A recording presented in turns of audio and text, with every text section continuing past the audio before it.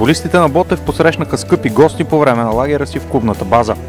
Канарчетата имаха емоционална среща с деца аутисти от сдружението с мама за ръчичка, които изявиха желание да се докоснат до играчите от любимия си отбор и да поговорят с тях.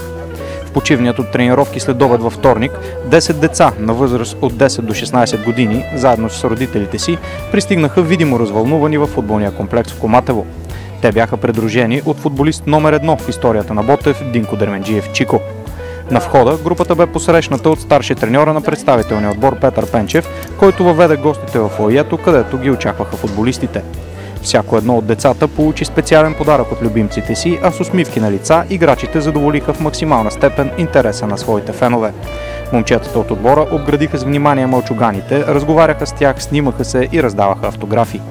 Отборът на Ботев също получи скъп подарък от своите гости. Председателката на сдружение с мама за ръчичка Даниела Петрова поднесе на Петър Пенчев страхотна картина, изобразяваща жълто слънце с пожелание то да огрява пътя на жълточерните. От своя страна, треньорът обеща нарисуваната от децата аутисти картина да стане част от интериора на съблекалнята, за да напомня на футболистите, че с много воля и труд всичко е постижимо. В края на емоционалната среща Даниела Петрова разкри впечатленията си от нея и ни сподели ценни неща, които трябва да знаем за децата аутисти. Госпожо Петрова, какво ви подтикна да осъществите тази среща с футболистите от представителния отбор на Ботев?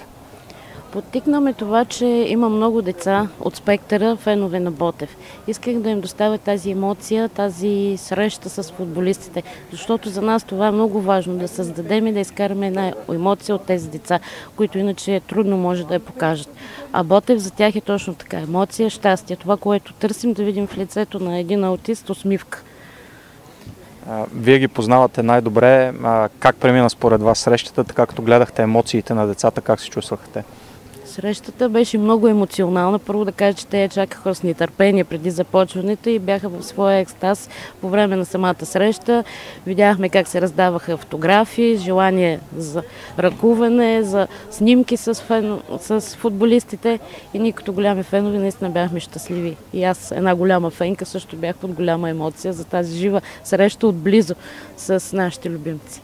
Какво можете да кажете на хората, което те трябва да знаят за децата аутисти, а всъщност не е толкова широко известно на хората? Искам да кажа, че чрез и тези снимки, които направихме с Ботев вече и те от нашите приятели, че децата не са страшни. Когато има едно добро и мило отношение, откъдето излъчва обич и любов, децата не са страшни. Те имат нужда от това. И ние точно така търсим. Там, където има тази обич и любов, ги водим.